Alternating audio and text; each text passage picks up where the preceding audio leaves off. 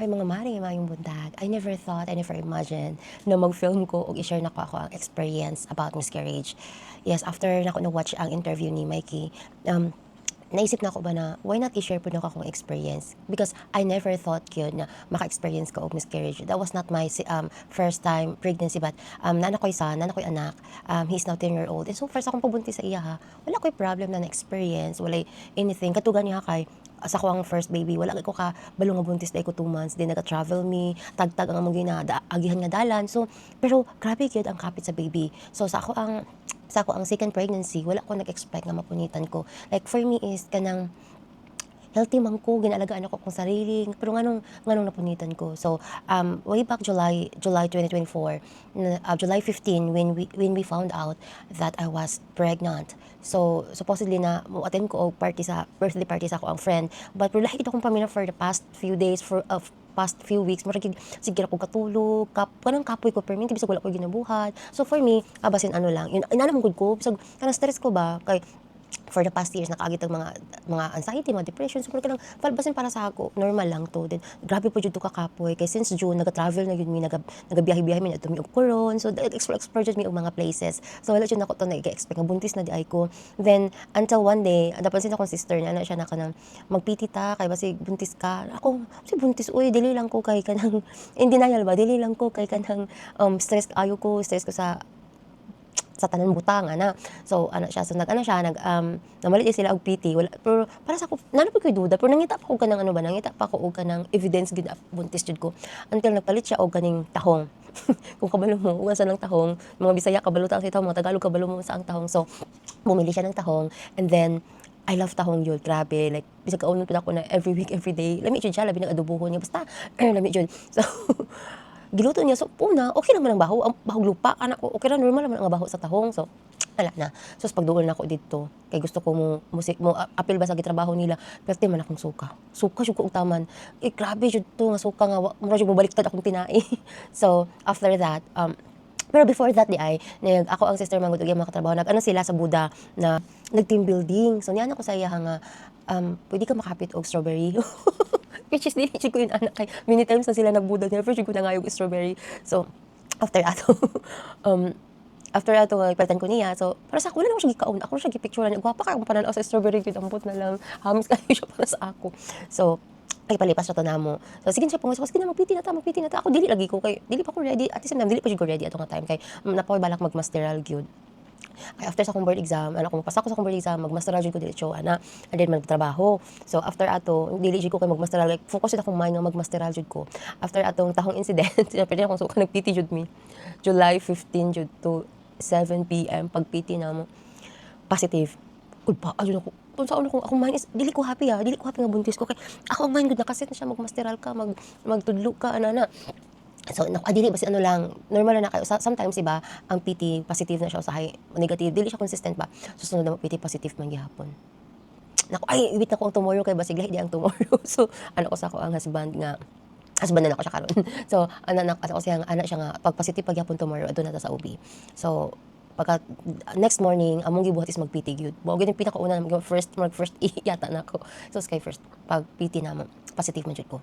After na pagka 9 AM nilarga jud mi nag-adto mi og hospital ato mig OBGYN dayon kay para ma-sure namo. So ato dito yes positive so day mga gipang required nga ultrasound.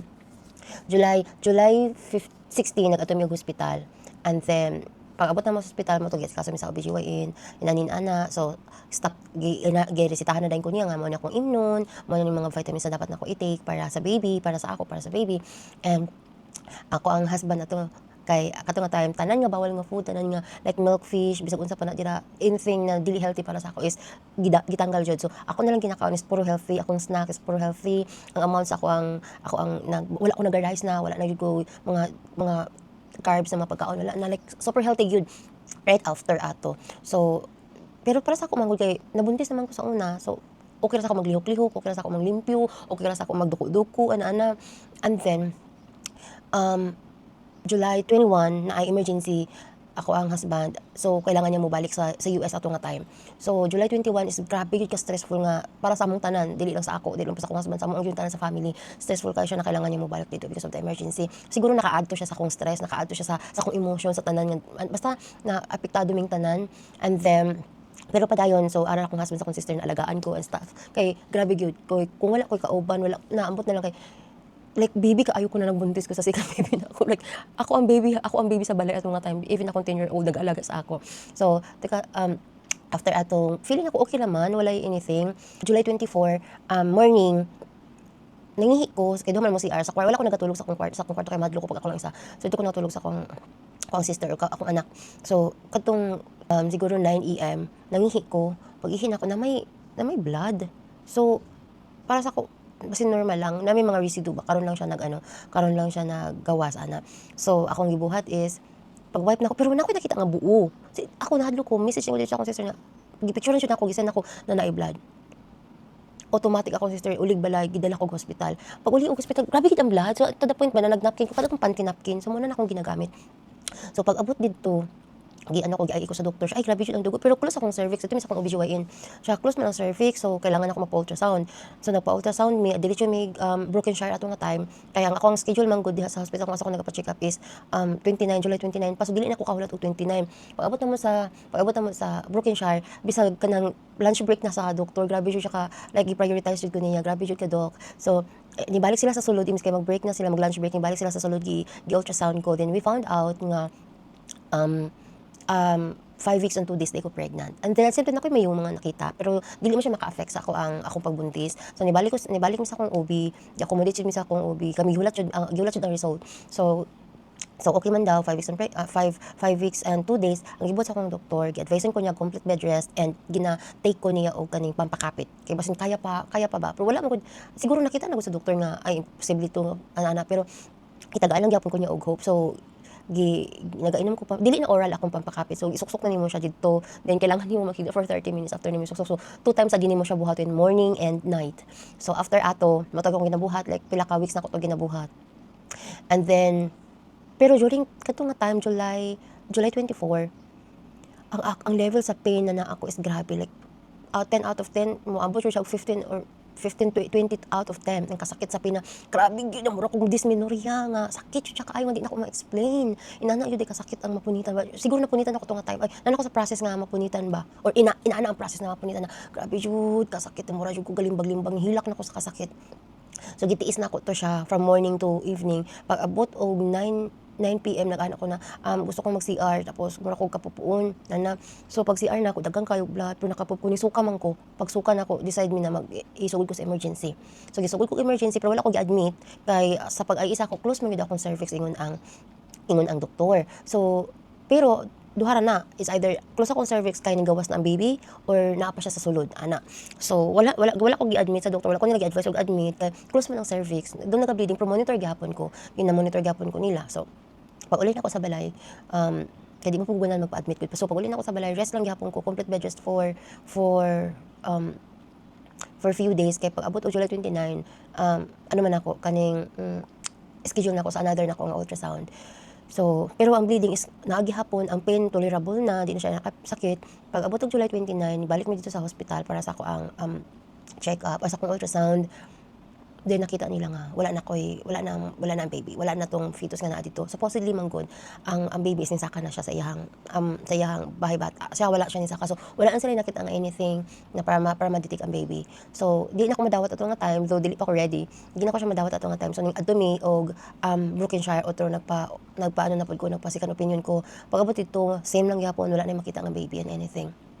So officially napunitan na jud ko, maybe katong 24 pa nawala ang baby, wala lang nabalaan, pero sige gyapon ko during ato nga time 24 to 29 nagapansak gyapon ko or nagabutang gyapon ko og pampakapit. So nibalik ko sa akong OBGYN pero grabe akong hilak, di jud ako madawat, like taxi pa lang sa taxi or sa Grab mura na jud ko wala na like wala ko nag-expect nga moabot ko sa point na ingon.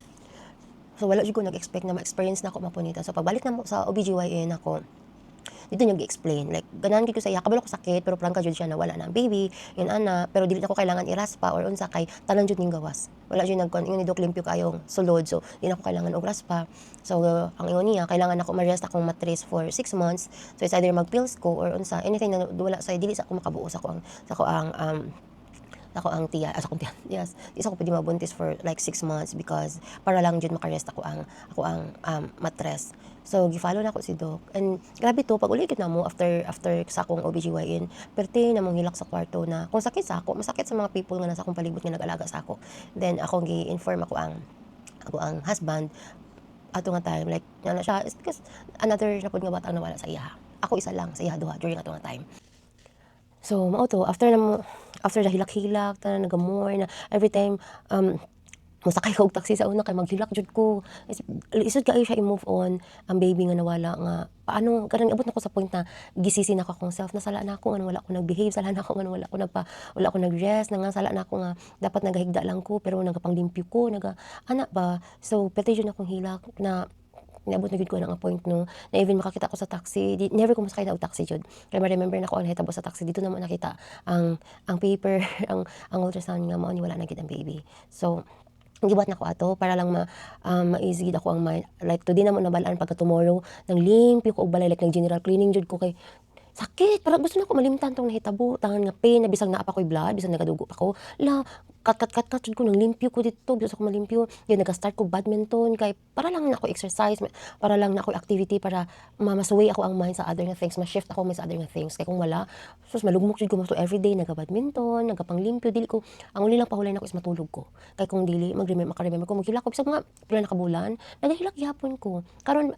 baka ingon ko nga I'm better now nga pag makakita ko strawberry happy ko nga ay si nabuo na kay ginatawag mo na ang baby og Tubi si Tubi okay na unta to kay anang happy na siya na pag mamatay ko soon makita na ko si Tubi sa heaven na bisag wala siya nabuo sa ako ang tummy kabalo ko nga na ako second baby I don't know if you're a boy or a girl pero gipray man gud na ako ang baby gipray jud namo ang baby super gipray jud namo siya kay Lord ginapangayo namo siya sa una pa munang pero niabot lang gyud siya sa point ba nga dili pa ko ready emotionally mentally physically dili jud ko ready kay akong mind naka-focus jud sa life siguro kung nakatrabaho ko or nakamasteral ko din mabuntis ko okay ra pero wala okay ra pod kay after na mo sa doktor na after na nag-take na ko mga vitamins dito siguro nag-decide nga dili ko magmasteral it's because I need to take care of myself I need to take care of my baby so dito na ko siya everyday na mo gina-pray everyday na mo siya gina-istorya sa akong tummy na laban lang kapit lang because wala jud sa ako ang mind na ma-miscarriage maka-experience ko og miscarriage wala sa akong mind na mapunitan ko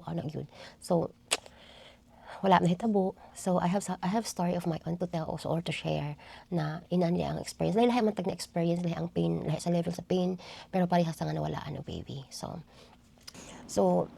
it's really painful sa among ang inana gyud ang feeling no na painful jud bisag wala pa to siya kanang wala pa man ninyo nadungog ang heartbeat pero sakit na siya knowing ba na magkakaroon mo og baby knowing nga na ay another life sa imong tiyan na imong i-care for 9 months pero wala siya natuloy siguro dili pa gyud siya ni Lord no dili pa siya will ni Lord na magkaroon ko og baby because during that time my body is not ready my mind my heart is not ready gyud na even ready na mo pero kung mapunitam sakit gihapon sakit ang experience na mawalaan og anak so grabe jud tong sakit sa mga kay ginapangayo gyud namo to kay Lord gina-pray ginalay na mo mong hands nga Lord kining alagay ang baby namon dako siya like gina-offer na mo siya kay Lord ba pero dili pa gyud siguro siya time kay ang ako mong gimoto sa life no there's a right time for everything gyud never gyud na mawala sa ako nga mantra na there's a right time for everything na pag God's will wala jud pwede mo harang no works of human yun na makaharang kung will ni Lord just like my first baby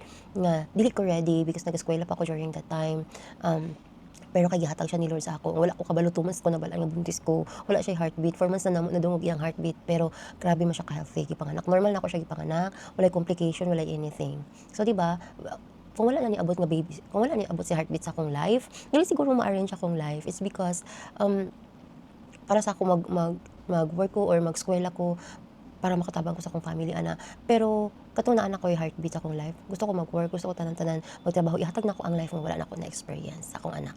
That's the purpose na gi-arrange yun ni Lord ako ang life through kay heartbeat. Kaya kung wala si heartbeat, I don't know kung mag-unsa ko, I don't know kung magtarong gyapon ko eskwela or unsa. Wala gyud ko pangandoy na magpapabiling pobre ana good. Kaya gusto ko na makatabang ko sa akong family, inana, makatapos ko. Mentality na ako sa una is makatapos ko eskwela para makatabang ko sa akong family. Kapag makatapos ko eskwela, makapangita ko tarong nga trabaho, di ba? So, pero grabe ka amazing si Lord kung giunsa niya gi-plaster, gi-arrange ang tanan.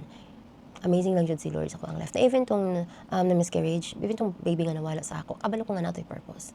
Kabalo ko nga si Lord jud na mga rason sa tanan nga nahitabo. Positive or negative man na na purpose si Lord. Now, this year we are really trying na makabuo, and by God's grace and by God's will, na surrender sa iya ang tanan. Kaya imposible kay Lord. So, alang to, I'm so happy that I have the best support system good. I have my family, my husband, my sister, my son, around my family. So, happy kong na say mahitabo na ako'y someone, na ako'y mga tao ba na nagpalibot sa ako. Then I have a lot of sisters gyud. So matingala mo nga, kisa nga sisters, na pa siya sisters, daghang kong sisters guys. So mga mare, kung same mo sa ako naka-experience na kabalo ko nga, especially kay Alex, na grabe na iyahang na experience, like third baby na, and ako first baby pa lang, ay second baby pa lang na ako to, pero first miscarriage na ako siya. Sakit man gani, how much more kaya sa iya ha. So let's keep praying na let's surrender everything to God. Kita magin si Mikey nga, tanan na lang i-surrender sa Ginoo, kaya wala dyan imposible sa iya ha. Maybe dili man third, but fourth baby ihatag na ni Lord. Wala kakabalo, di ba? So, grabe, sa tanan mga mother na naka-experience o kanang miscarriage, I hugs to you all, and ako man gani nga first time na ako maka-experience, pero naman nga nakasakit para sa ako. How much per katong daghan na naka-experience no? Di na ako ma-imagine ang pain yun. Pero dihan nimo makita kung sa ka-strong ang babae. Gi-conquer ang tanan by God's grace. Pero dili magiging strong ang babae kung wala siya matibay nga support system. Walay husband nga very understanding, walay husband nga naga-support, walay family naga-support. So sa tanan nga mother out there who's trying and naka-experience of miscarriage, laban lang jud ta sa life, laban lang jud ta, ihatag ra jud na ni Lord sa right time. So mao lang to. God bless everyone.